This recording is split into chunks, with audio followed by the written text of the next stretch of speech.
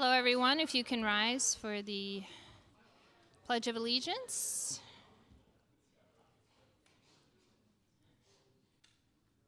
I pledge allegiance to the flag of the United States of America and to the republic for which it stands, one nation, under God, indivisible, with liberty and justice for all. All right, we'll take a moment. Does anybody out there have anybody we need to keep in our good thoughts and wishes? I'd like to go ahead and offer up our condolences to the family of Martha Lillard. Some of you may have seen she was the last known U.S. person living with polio and relying on an iron lung. She passed away on June 26th at 78 in Oklahoma. So let's take a moment for her and for others. Thank you.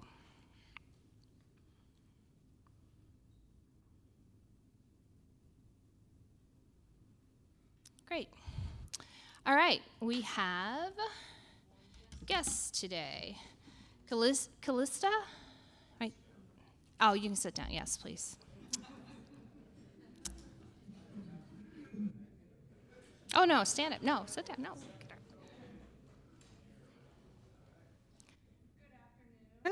I'm Callista Sievers, and I'm the Executive Director at Green Hills Community, and I have brought Claire Krause with me today. She is our summer intern who is a student at Iowa State University. So just brought her along to see what Rotary is all about. Great, thank you. Any other guests that we might have missed? We'll welcome our new members in a little bit. So let's do the welcome song, Louie.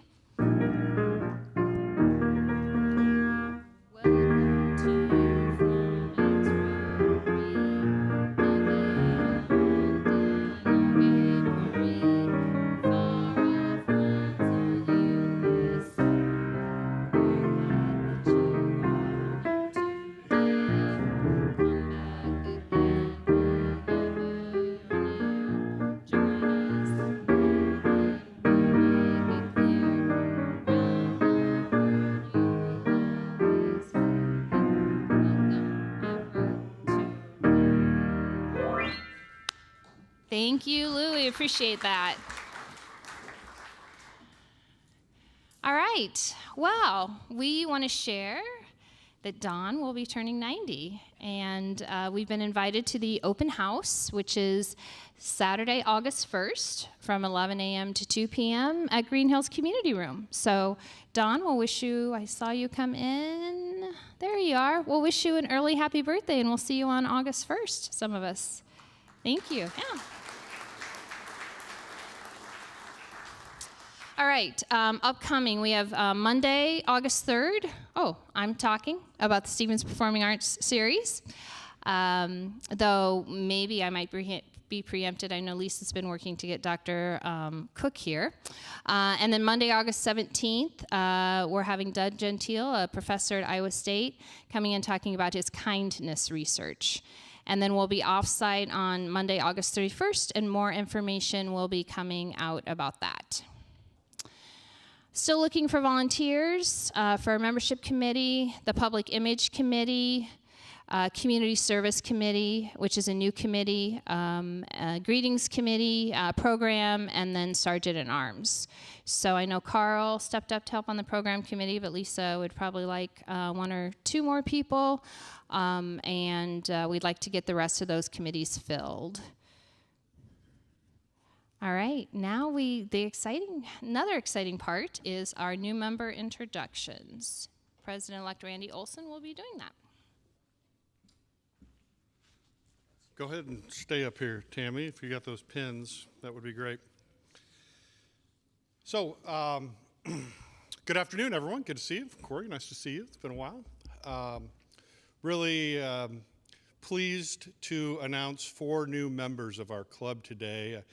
I can't say that this is exclusively the work of our membership committee, but I want to say thank you to our Rotary membership here for the increased enthusiasm and interest in growing our membership.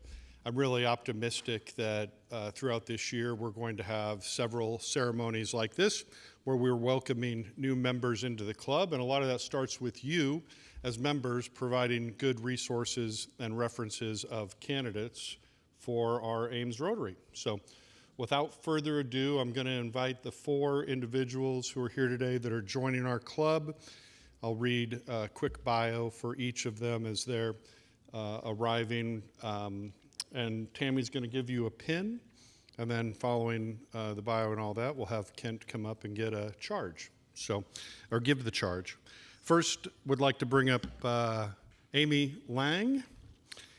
2023, Amy moved to the Ames area to pursue the opportunity to serve as VP of Business Services for Members First Credit Union. In this role, Amy leads initiatives designed to support business members through relationship-driven service, strategic financial guidance, and a deep understanding of business needs. She's a passionate advocate for financial literacy, and she's dedicated countless volunteer hours to nonprofit civic organizations and has taught financial education in elementary schools, helping young students build foundational skills for long-term financial confidence. In her free time, Amy enjoys running. She's completed 5 marathons, well done, biking, and spending time with her family, and 2 cats. If I could next welcome up Jennifer Hansen. Oh, thanks. I'm not doing a good job of that. Jennifer Hansen is the new Development and Communications Director at Food at First. Before joining the team, she served as Executive Director for the Boone County Chamber of Commerce and previously worked in children, family ministry, and nonprofit leadership. Jennifer is a proud mom of 4 girls and passionate about building connections to strengthen communities. As a former Boone Rotarian, she's looking forward to becoming part of the Ames Rotary family. Thank you, Jennifer, for being here. Oh yeah, should have gotten applause earlier, Amy. Thanks, I'll learn how to do that too. Next, I'd like to welcome up Stephen Lawrence, please. Stephen is currently the marketing director at the Ames Regional Economic Alliance, a lifelong Ames resident. Stephen is passionate about giving back to the community through service and leadership. Stephen currently serves on the boards of Friendship Arc, the Story County Community Foundation, and the Gilbert Tiger Gridiron Club. He's a graduate of Leadership Ames Class 36 and was recognized as an Area Young Professional 4 Under 40 Award in 2023. He enjoys volunteering as a commentator for Gilbert High School football broadcasts in the fall. Wartburg College grad, marketing and sports management. He was also a 4-year member and member of the Knights baseball team. Free time, he enjoys golfing, traveling, cheering on the Chiefs, Royals, and Cyclones, and spending time with his wife, Alyssa, and their daughter, Brooklyn. Welcome, Steve.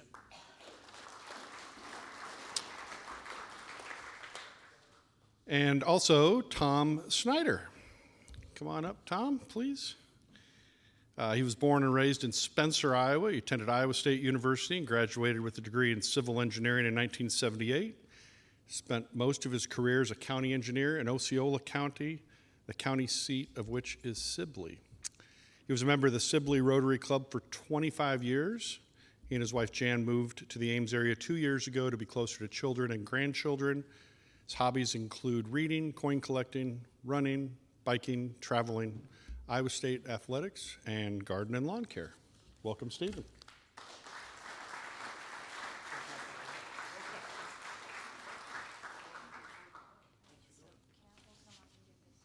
Okay, I'd like to introduce Kent. Come on up. We need to do the charge. And then we'll get a group photo with those folks.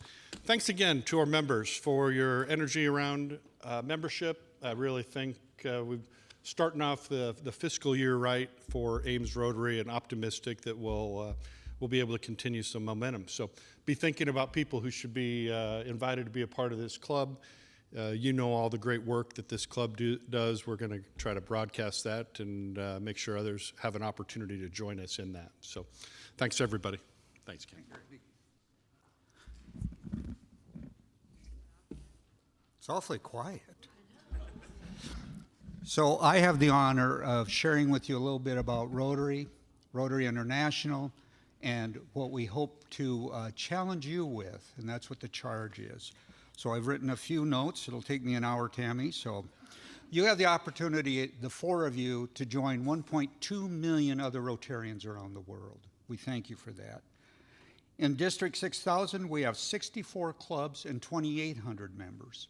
In this club, we have just over 100 members. You now represent this club, this district, and us internationally. Thank you for that. Service above self means involvement, and it means we make a difference, and we look for you to help us do that. How do we do that? Polio Plus to eradicate polio. Global water projects that we have sponsored locally, but is international with the presence in Africa. Human trafficking, we've been instrumental getting stickers up throughout the state and throughout the country, and George has helped us get it internationally as one of the components of Rotary. We do it through scholarships that we give to high school students.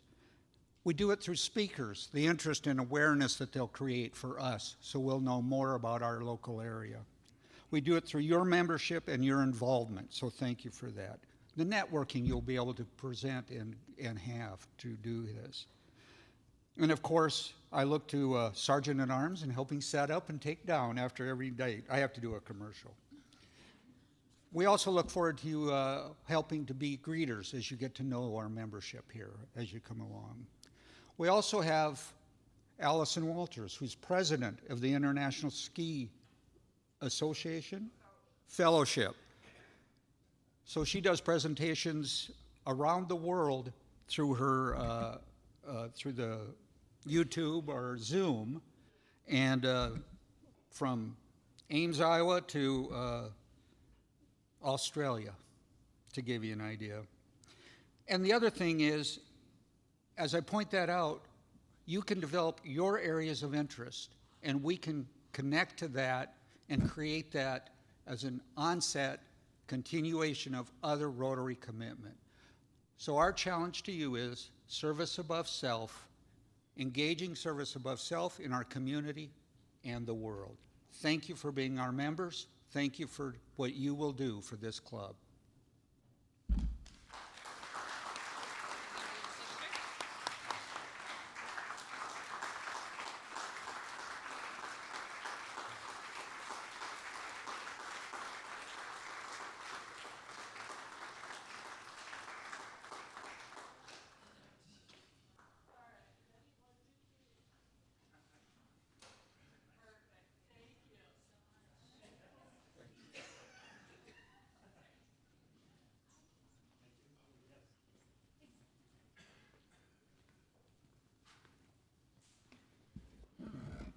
Great. After the meeting, we've got a Rotary mug for you back there you can take with you, and we're going to also, you'll learn as you come to every meeting that we are a sponsor of Raising Readers, and we donate books to the 2-year-olds at their well check appointments in Ames, and we'll have you each sign a book as well.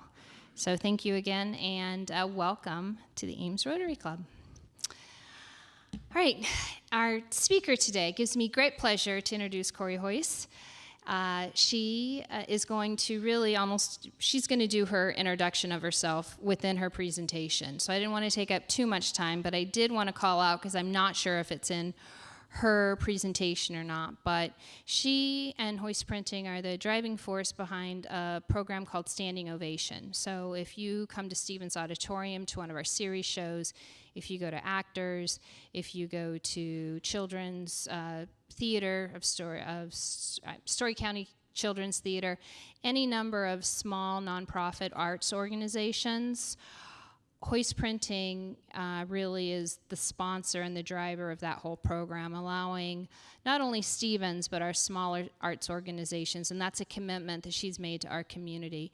And it's not often known that it's Heuss Printing that does that, because it looks like we've produced it. So, Kori, thank you again from all of us for doing that. I'm not sure it's part of your program, but I wanted to call that out for sure. So, all right, Kori, we're ready.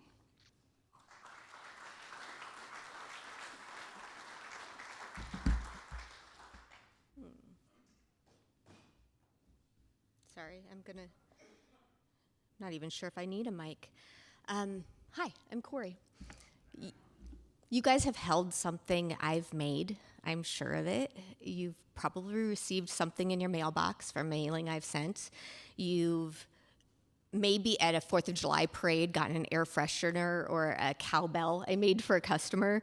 You may have been given a shirt by your employer. If you've been to Hickory Park and colored on the ice cream menu, we're connected. I'm going to tell you a little bit about me today. If there's one thing that I'm going to do for marketing myself, it's how do you pronounce the name? So Heuss is a traditional German name, rhymes with voice. I want you to be comfortable saying it. That's the end of that. When people ask what I do, my easy answer is I own Heuss Printing. The longer answer is I spend time helping organizations communicate. So sometimes that's with a business card. Sometimes it's a website or social media communication. Sometimes it's vehicle graphics, a direct mail campaign, a fundraiser, a book, a sign, a magazine, a custom web store. For me, the common thread isn't often the product. Oh, I need to move. Hold on. You don't know what I'm talking about because hello, these are my graphics. Okay. The common thread isn't the product. It's really sharing the message. So a nonprofit might come to me and say we need to increase donations. A manufacturer might want to reach new staff members to recruit them. The city might be communicating with residents about a new recycling program. An author might be bringing an idea to the world. While my company name says printing, I don't think of it as that. I think of it as communication. Every organization in this room has something valuable to share. So sometimes that's a company creating jobs in our community or a nonprofit changing lives. It's you volunteering to help in your community. And Rotary is filled with those people who are builders. I'm blessed in my job to work with people who are builders as well.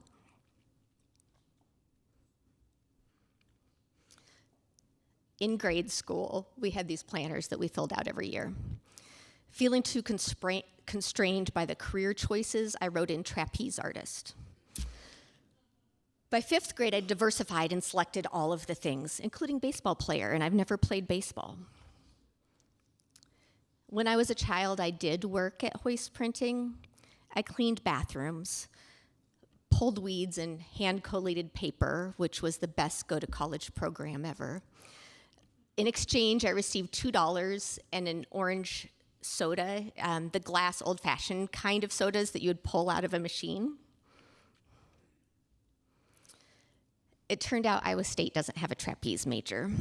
I went to school for pre-law and ended up really interested in human behavior and how to impact it and communication.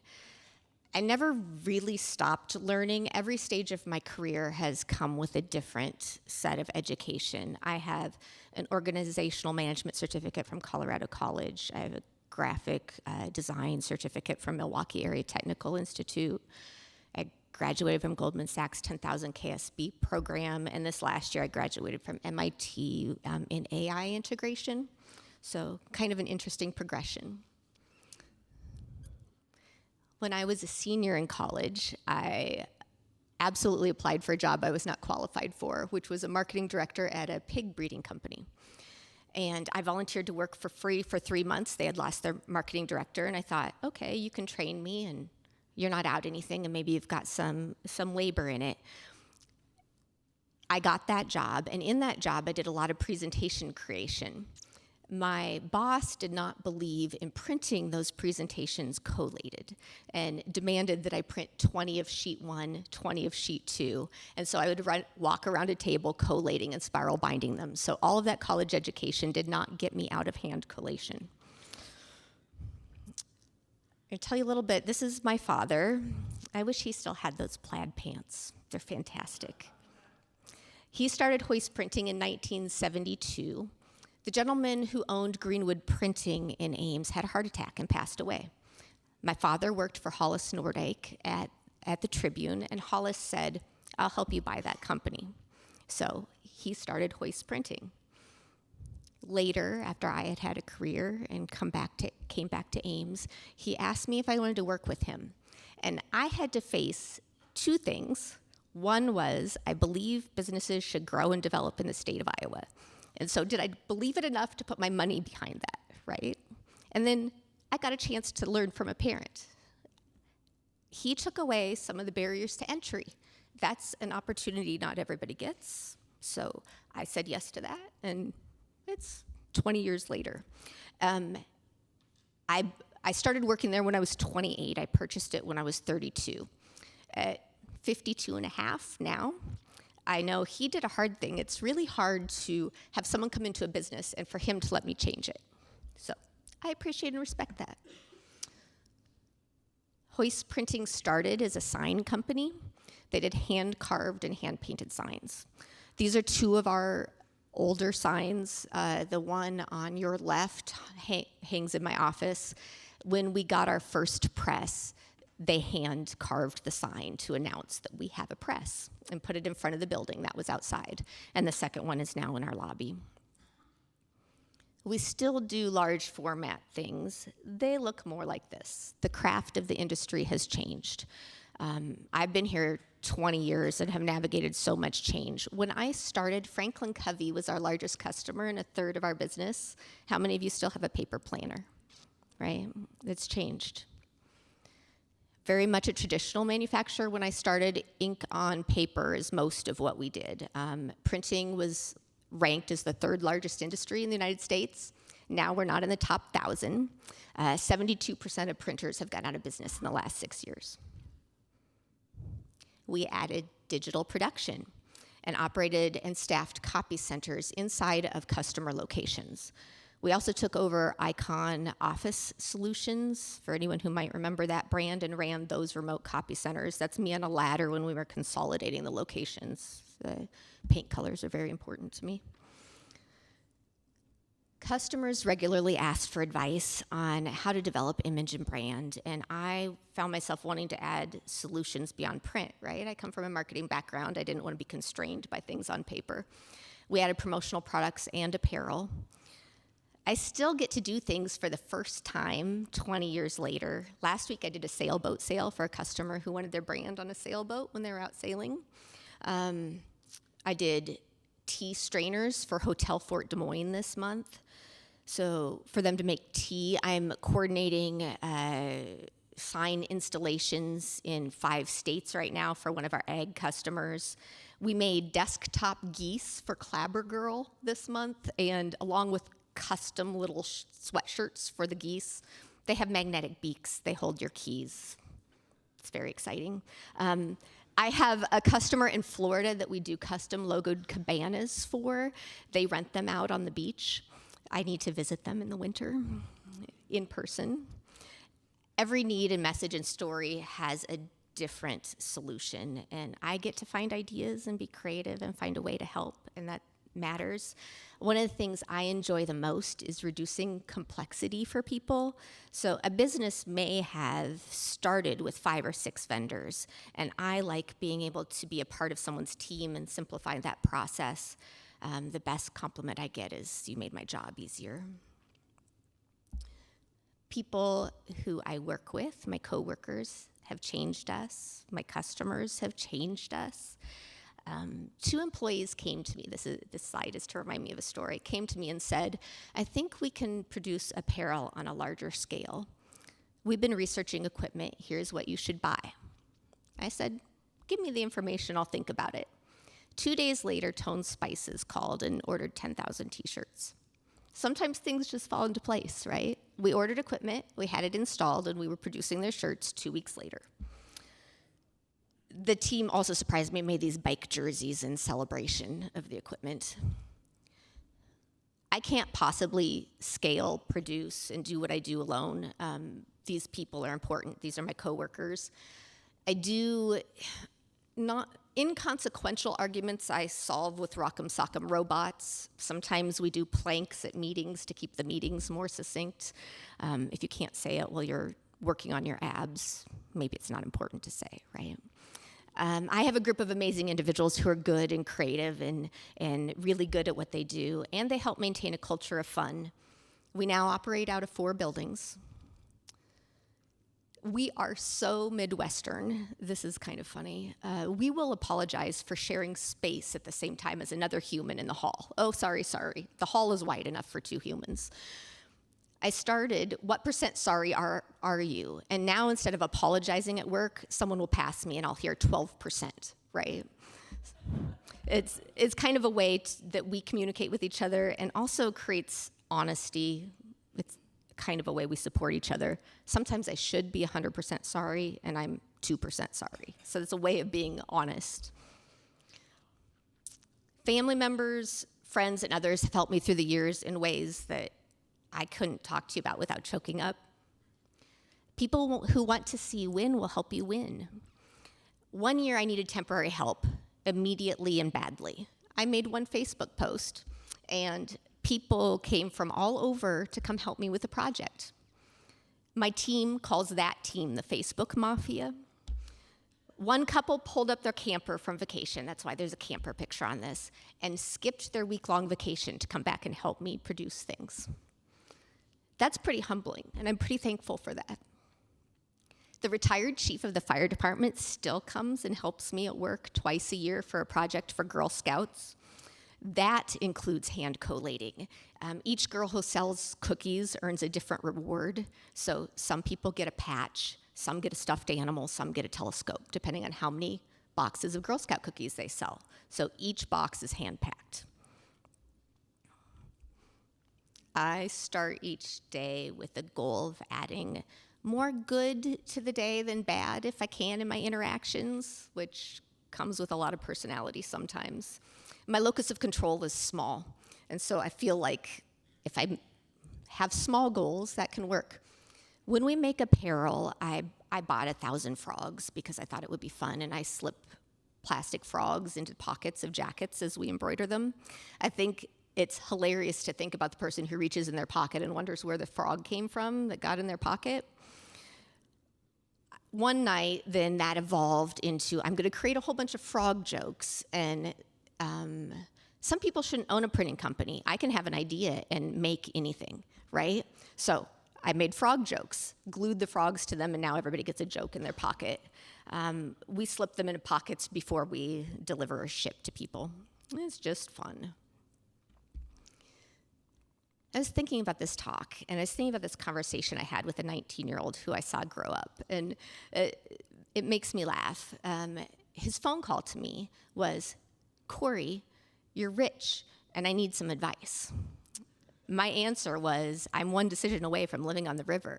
Put your expectations there. He said, I'd like to start a business. I have 2 hours a day to give to it, and I'd like to make passive income.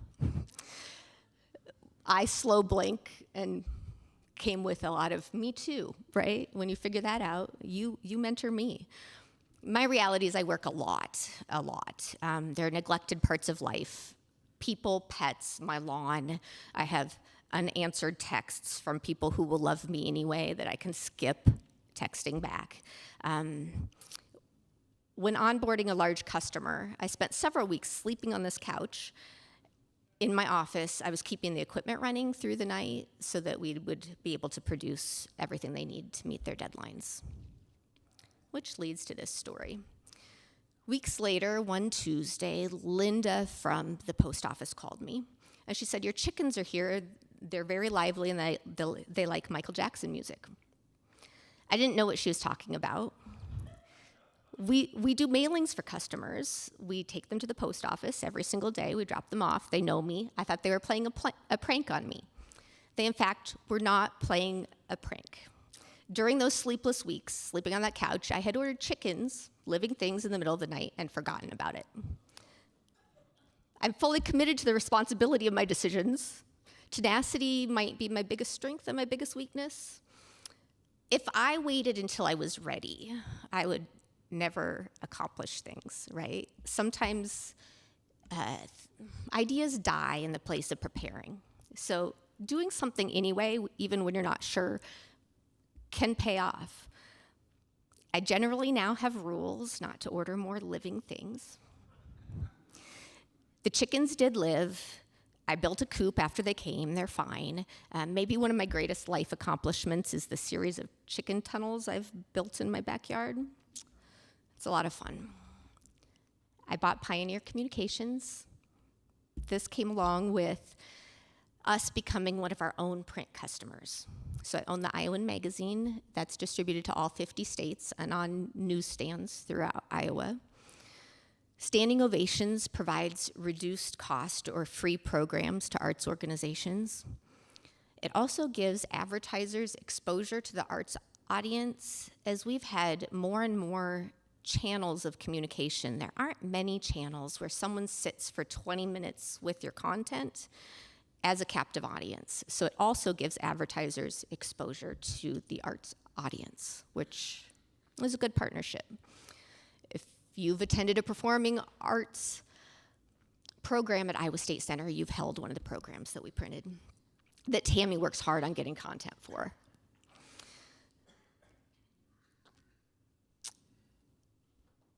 I'm gonna go to, I drew this chart.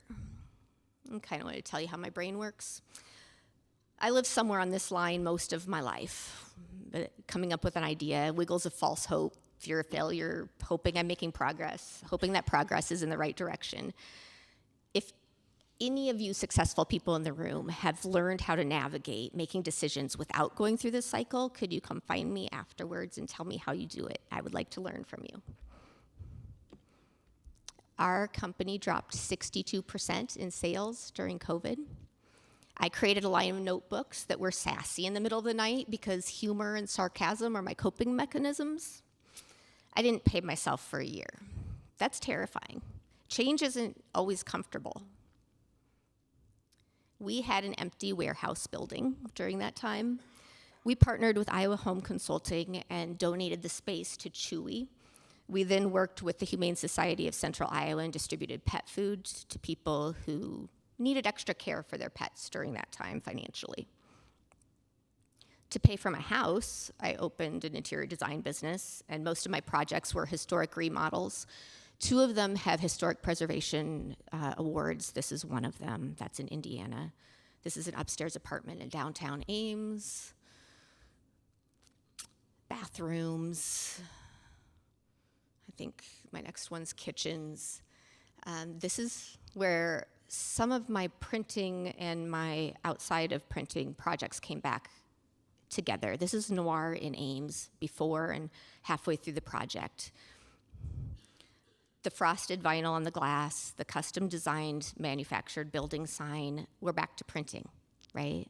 Doing all sorts of things that were applying people's brand in a location. I do need to talk about those light fixtures. Those chandeliers are imported from Europe and they're made out of chains, and petting them is amazing, and I miss them. After 2021, almost a third of the country changed jobs. Most of our customers lost institutional knowledge. Marketing departments became smaller, teams became stressed, important projects weren't getting done, and customers were talking to me about it. We saw an opportunity to help and began offering outsourced marketing support to our customers. Sometimes people needed strategy, sometimes they just needed an extra set of hands to get things done.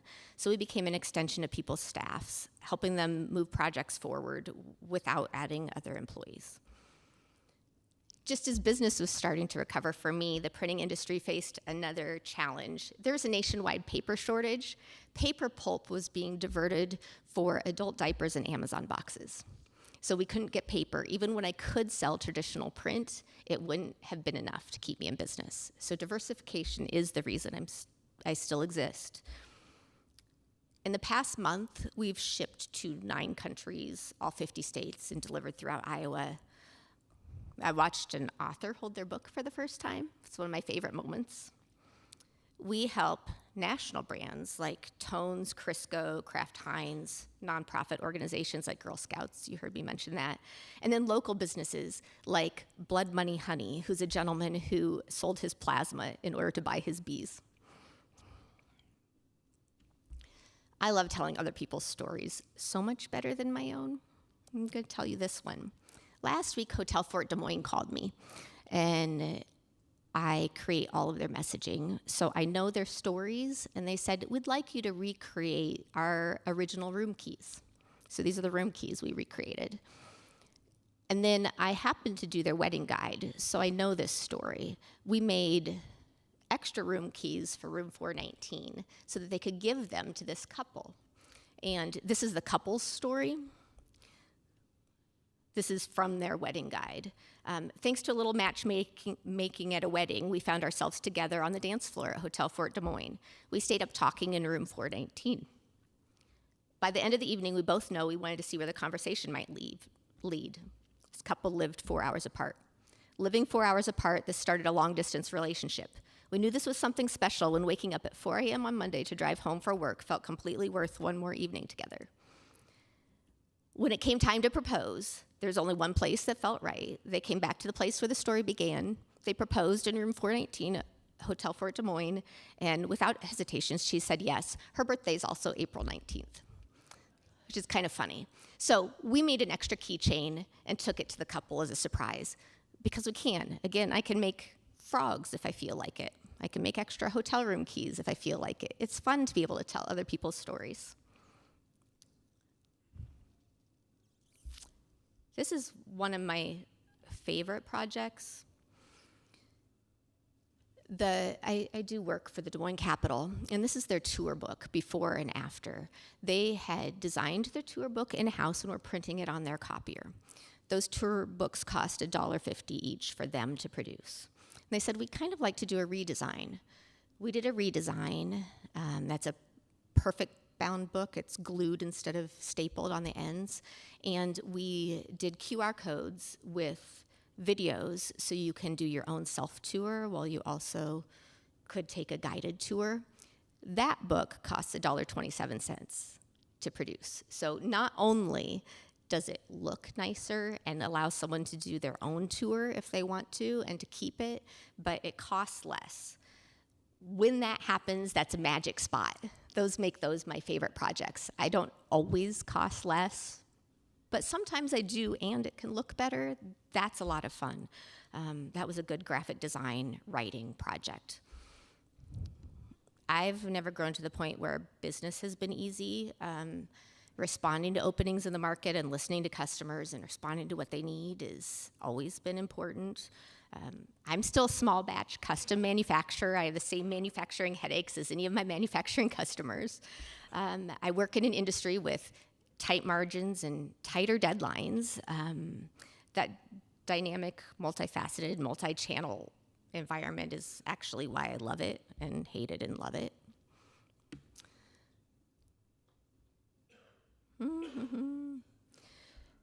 Helping others tell their story is a privilege. I have done this business for a long time, and it is something that I get lessons from, honestly, all the time. Being able to tell those stories became our tagline, and that's what I do. And I'm going to stop talking now. And thanks for listening to me.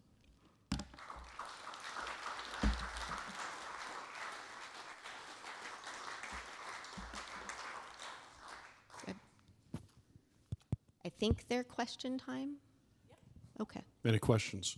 I will stand here.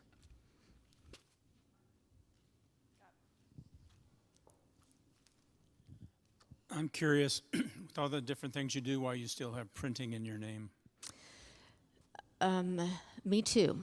So the choice I made was listing all the things we do in our signage and on our business and not changing the name. So when I say Heuss Communication or Heuss Marketing, it sounds like I don't make things, right? So I had that whole fight, and I left it as printing. And I just over-explained to you in these talks. Just wondering, how much of your business is ordering online, where people get to your website and or I don't know if you have an app or whatever, and just tell us about that and how that's probably grown. Yeah. What we do a lot of is create custom web stores for customers. So if someone has 17, I have one customer who has 17 locations, and their marketing person was so tired of policing their brand. This person in this location is making signs and they're not using our font. And this person doesn't use our colors. And being able to put everything on a web store that everybody can access and use, even if they're printing it themselves, is a lot of what we do. I have electronic relationships with people I've never met. I almost always talk to someone personally. I think what we do best is coming up with ideas and solving that for people, but often they find us online first.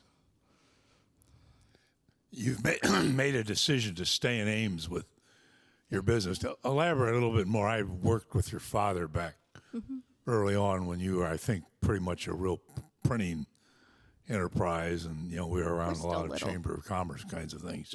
But you obviously have decided to be committed here rather than locate someplace else. Yeah. Well, moving a press is hard. And now my ruts are pretty deep. So I originally said yes because I thought I'm young enough to fail and I can learn from a parent. And now I'm here, right? Now I've been back for 20 years. I've boomeranged, and now this is my place, right? It wasn't what I expected, but it's absolutely the choice I made. And the choice I'm committed to. It matters less where we are now. We can deliver across the country. So my location doesn't matter to anyone else but me much. We are centrally located in the United States, which is great for shipping charges. So when I'm shipping somewhere like Chicago or Minnesota or Denver, we're pretty centrally located for businesses. And so there's value in being here too that pays off from a business perspective. But I'm committed. I'm not leaving next week.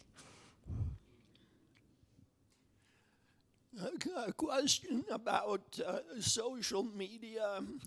Tell us some examples of how it has positively affected your business and how it has negatively affected your business.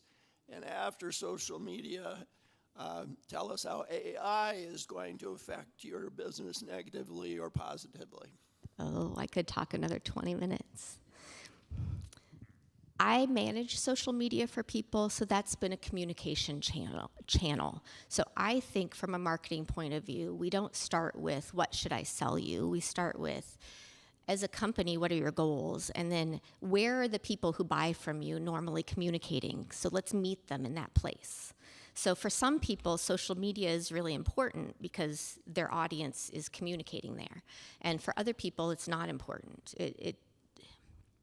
Often for recruiting employees it might be, but the messaging's different in the way we do that. So I do social media management for other brands. It's a lot of writing intensive. I have a favorite win. I did social media management for Maytag Dairy Farms. Spent $18,000, got $1.2 million in sales for them. That's a career win that I won't have again, right? That's pretty impressive. I do social media for 60 Forward and Ames. Those are ones, usually I'm a ghostwriter, right? We want it to be their brand. But if you get information from 60 Forward, that's often me putting words with their goals. If you haven't been there, you should go there. It's an amazing organization. But I think social media creates opportunity for communication in a way that helps us effectively meet people who we want to engage. I think that's all positive. AI is interesting. Right now it's changing things. I have a really well-trained AI, and I use it, and it's absolutely a great tool.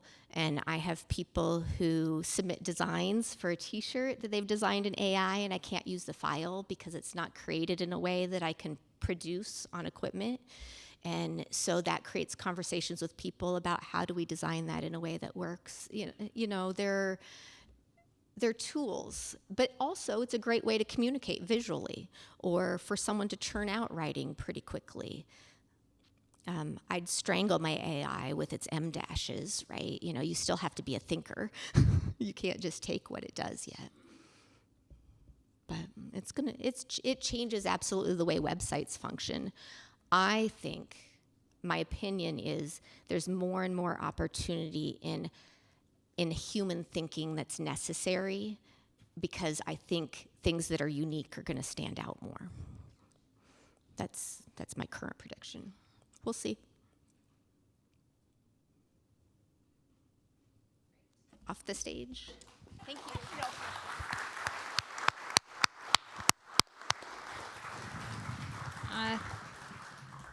Thank you, Kori. We will have you sign a book before you leave today for our rating research program I spoke about earlier. And we just did, at the end of June, a program at 60 Forward. So we had 40 plus members there for the day. So, all right, I'm getting the back. All right, again, please help us recycle by taking your bottles and cans. And then thank you. Next time I'll bring readers if I ever bring anything in that small a print again. So I promise not to do anything that small again. I was impressed that I found 60, 70 pennies around the house this morning, actually. So anyway, so thank you for doing that. I hope that it did do some discussion at your table, and maybe you learned something new about everyone. And let's go ahead and end with the 4-way test. Of the things we think, say, or do, is it the truth? Is it fair to all concerned? Will it build goodwill and better friendships? Will it be beneficial to all concerned? Thanks, everyone. Go forth and conquer.